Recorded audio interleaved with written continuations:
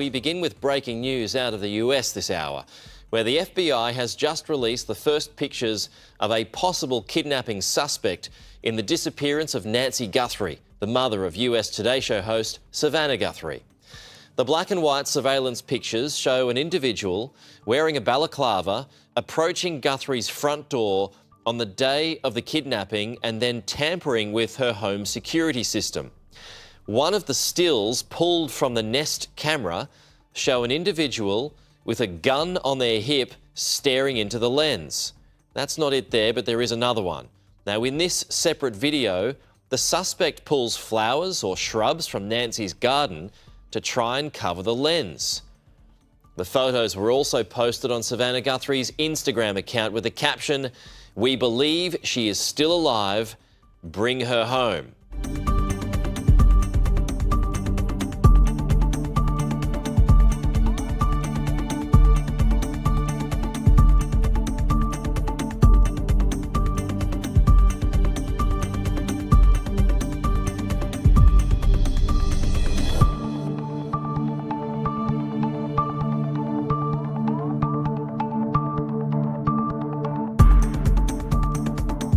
I want to bring some breaking news to you. There's been a possible major development in the case of Nancy Guthrie's disappearance. Our colleagues at Fox News had this report just a short time ago.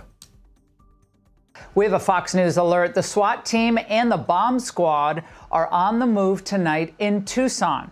Now, we don't know where they're headed, but sources are telling Fox News that the moment is related to the Nancy Guthrie investigation.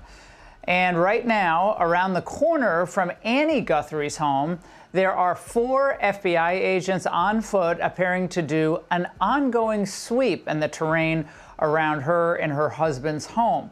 And finally, a crucial break in the case at a make-or-break moment. It's breaking tonight, as always, Jonathan. It seems to be in this hour that so much is happening.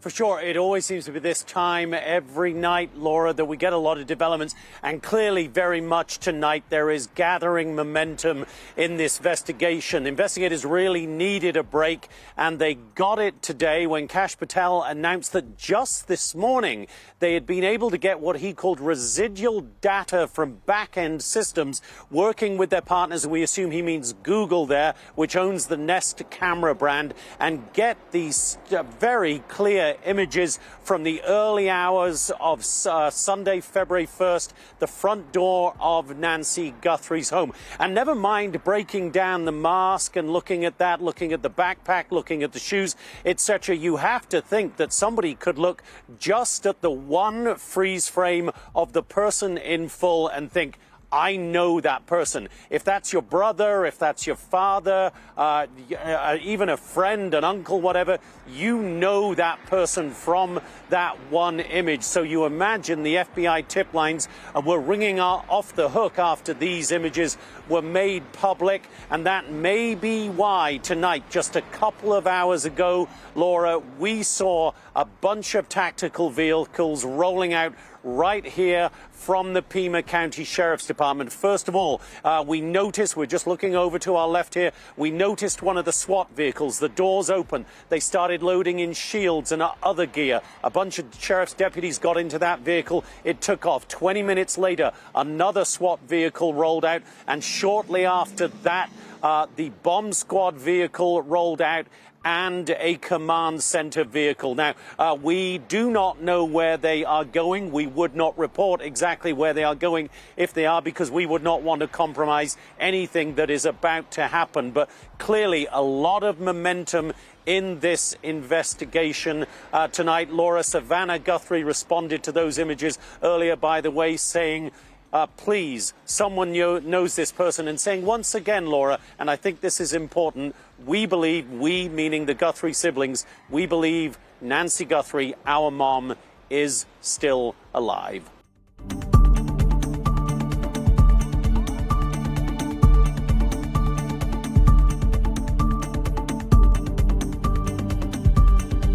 Now let's turn to the story that's gripping America, the search for Nancy Guthrie, the mother of NBC Today Show host Savannah Guthrie. Nancy Guthrie disappeared from her home in Arizona 9 days ago. Authorities believe that she was taken against her will. Savannah Guthrie has issued another desperate plea for help. We believe our mom is still out there. We need your help. Law enforcement is working tirelessly around the clock trying to bring her home, trying to find her.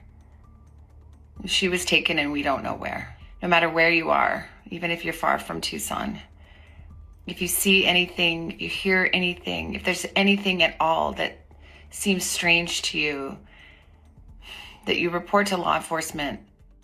Joining us for more on this is our panel, Josh Hammer, Senior Editor at Large at Newsweek, and Alex Tarasio, Signal Principal and pollster.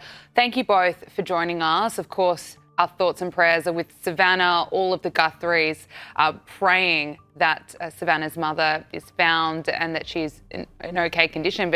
But Josh, authorities are really racing against the clock here. Yeah, it's been going on for a long time. And look, we obviously are all praying. We are hoping for the best. But look, I mean, happy endings at this point in the story oftentimes only happen in Hollywood, right? And again, we're all hoping and praying for the best news here, but it's entirely possible this is not going to end the way that Americans and the rest of the world, for that matter, really hope that it is going to end. Now, the one thing, Gabrielle, that I will say, this has been kind of my takeaway throughout this really just deeply terrible story, is it's been amazing to watch Americans of all stripes unite around this. And I say that because the timing of that is quite interesting, actually. We just had this highly divisive Super Bowl halftime show, Bad Bunny, the very anti-Trump Spanish-speaking musician who really alienated a lot of people there, the NFL and Roger Goodell, the commissioner, and him there. We have American athletes overseas in Italy and Milan Cortina as part of our Olympic delegation right now at the Winter Olympic Games, who are trashing the administration there. So America's actually very divided in many ways when it comes to entertainment, when it comes to sports, things like that. To say nothing of Donald Trump and immigration, of course, themselves. But the country's really been able to unite and rally around this particular story. It's something of a sordid reminder that all too often it takes deep, profound human tragedy in order to make Americans unite around something, or frankly, just all human beings for that matter. It's been very much a recurring theme throughout human history. So maybe I'm naive, Gabriella, but my hope is that perhaps we can learn a thing or two from this and be a little more ready, willing, able, perhaps even eager to make common cause and unite when there's something less tragic happening in the future. Alex, are you seeing that as well? Really, the country united over this, all hoping for the best outcome? I think that the country is united in horror of this. It's such a strange story, and kidnappings don't happen all that often. They're unusual in the United States. Ransoms don't happen all that often. And so when it happens to somebody who's such a high-profile figure that people know, they're in their homes every night. There's millions of people for whom this is like it happening to their friend.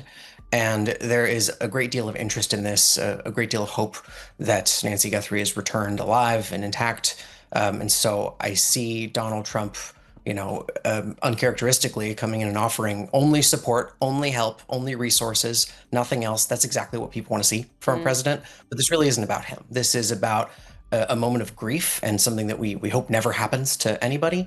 But it's also the kind of thing that freaks people out and gets people to be more scared. And so I do hope she comes home. Hopefully we can have a happy ending on this one.